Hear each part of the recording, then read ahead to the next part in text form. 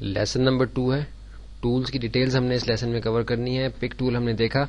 ابھی second tool ہمارا جو ہمارے ٹول باکس کے اندر ہے وہ شیپ ٹول ہے. ہم کورل ڈرا X4 کے انٹرفیس پہ آ کے دیکھ لیتے ہیں کہ ہمارے پاس کورل ڈرا X4 کے ٹول باکس کے اندر کون سا ٹول جو ہے وہ سیکنڈ نمبر پہ ہے.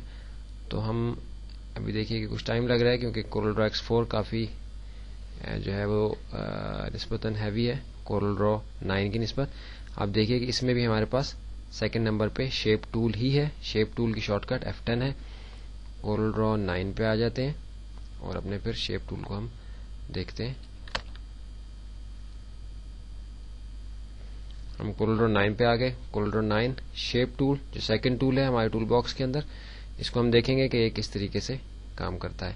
کورس آؤٹ لائن آپ کے سامنے ہے. کورس آؤٹ لائن کے اندر آپ دیکھ سکتے ہیں کہ لکھا ہوا ہے کہ for notes and line editing. Notes کیا چیز ہے اس کو ہم دیکھیں گے. پہلے تھوڑا سا زوم آؤٹ کر لیں اس ڈاکومنٹ کو اور نچلے حصے پہ آ جائیں تاکہ ہم تھوڑا سا بلینک اسپیس ہمیں یہاں مل جائے تاکہ ہم آسانی کے ساتھ اس پہ پریکٹس کر سکیں. آپ دیکھیے کہ ایک اسکوائر شیپ میں نے یہاں بنائی.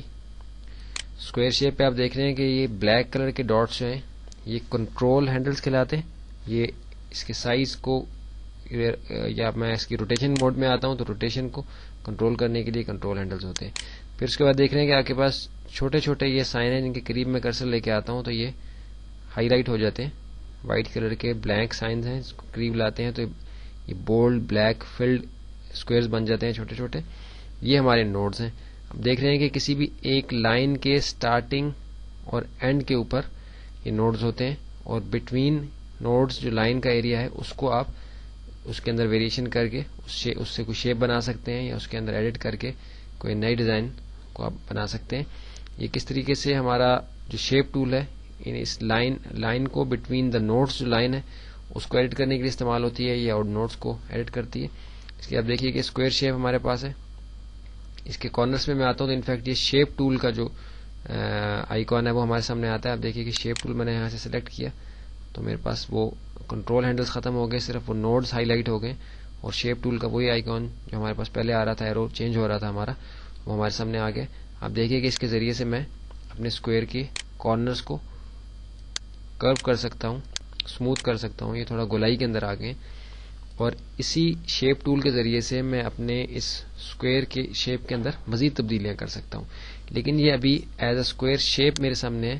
جب میں اس کو as a vector based drawing convert کر دوں گا, اس کو کرو کر دوں گا, تو میرے پاس یہ آپشنز کارنرز کو, چاروں کارنرز کو ایک ساتھ گولائی میں لانے کی ختم ہو جائیں گی, لیکن اضافی آپشنز میرے پاس آ جائیں گی. یعنی بٹوین نوڈز جتنی لائنز ہیں ان کو میں اپنی مرضی کے مطابق جس طرح چاہوں گا میں ایڈٹ کر سکوں گا.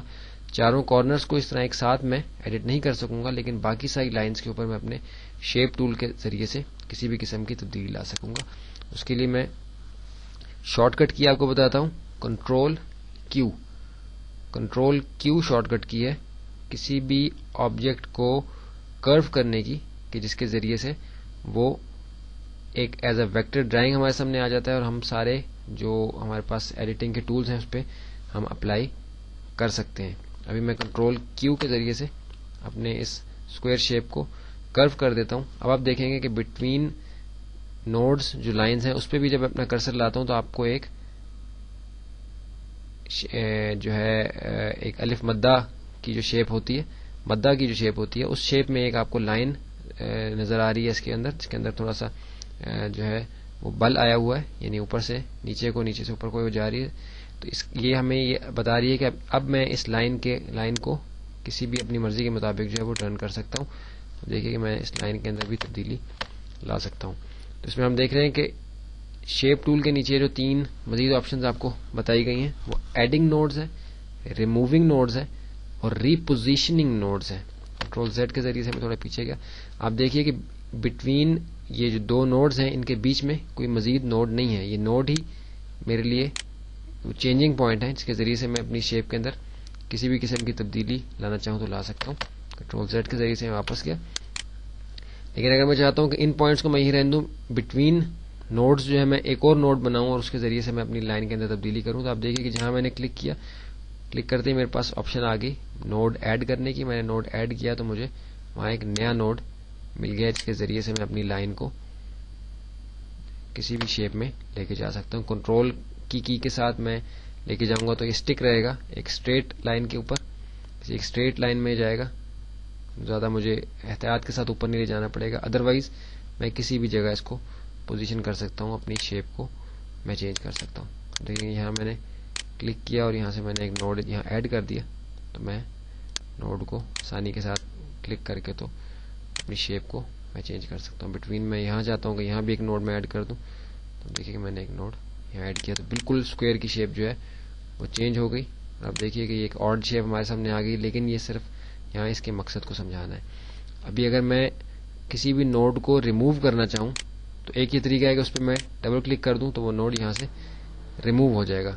दूसरा तरीका ये है कि उस नोड को सिलेक्ट करके यहाँ से मैं ये जो माइनस का डिलीट नोड्स का जो मेरे पास ऑप्शन है इसको मैं क्लिक करूँ तो वहाँ से आप देखिए कि वो नोड, अब मैंने इस नोड को सिलेक्ट किया है, अब मैं इसको रिमूव करना चाहता हूँ तो मैं यहाँ से क्लिक करूँगा तो ये नोड यहाँ से आप देखिए कि यहाँ से अब कोई नोड इस एरिया में नहीं रह गया। इस नोड को मैं रिमूव करना चाहता हूँ, स्ट्रेट अवे मैंने इसको सिलेक्ट किया और रिमूव किया तो आप देखिए कि शेप मेरी चेंज होगी, क्योंकि मैं काफ़ी सारे नोड्स अपने स्क्वायर शेप के जो है वो रिमूव कर चुका हूँ। अभी शेप मेरी चेंज होती जा रही है नोड्स को रिमूव करने से। अभी ये एरिया मेरे पास रह गया, इसमें मैं अगर कोई तब्दीली करना चाहूँ तो मैं कर सकता हूँ अपनी शेप के अंदर। तो ये हमारा शेप टूल था जो नोड्स और लाइंस को एडिट करने के लिए इस्तेमाल होता है। इसकी मज़ीद तफसील हम आगे जाके भी देखेंगे इंशाल्लाह, अपने प्रोजेक्ट के अंदर भी चीज़ें आएंगी। इन टूल्स को जानना ज़रूरी होता है, अगरचे वो अमूमन इस्तेमाल ना होते हो, लेकिन फिर भी उनकी बेसिक्स हमें पता होनी चाहिए ताकि किसी भी टूल्स के ज़रिए से हम किसी भी किस्म का काम अगर करना चाहें तो वो आसानी के साथ हम कर सकें। इसमें हमने एडिंग नोड्स, रिमूविंग नोड्स और रीपोजिशनिंग नोड्स, हमने तीनों चीज़ें कवर करनी है। कि आप देखिए नोड को मैं सेलेक्ट करके जब रीपोजिशन करता हूँ या इसके जो साइडों पे मुझे हैंडल्स मिलते हैं इनके ज़रिए से मैं इसकी शेप को अपनी, अब देखिए कि स्क्वायर शेप थी और उसकी अभी क्या कैफियत है हमारे सामने, ये स्क्वायर शेप तो ये बिल्कुल भी नहीं है। सिर्फ नोड्स को ऐड और रिमूव करके और इनको रीपोजिशन करके आप देखिए हमारी ये एक ऑलमोस्ट अंडे जैसी शक्ल हमारे सामने इस वक्त है। देखिए कि इसको मैं सिलेक्ट करके रोटेट करके आपके सामने लाता हूँ तो ये ऑलमोस्ट एक ओवल शेप हमारे सामने है, जो कि एक बड़े साइज के अंडे की तरह का इंप्रेशन हमारे सामने दे रहा है। तो ये हमने सिर्फ शेप टूल को इस्तेमाल किया है नोड्स को ऐड करके, नोड्स को रिमूव करके और नोड्स को रीपोजिशन करके। इसके बाद आप देख रहे हैं कि हमारे पास शेप टूल के अंदर कुछ मजीद टूल्स हैं। इन टूल्स को हम अपनी अगली वीडियो के अंदर देखते हैं कि ये टूल्स क्या हैं और ये किस तरीके से काम करते हैं।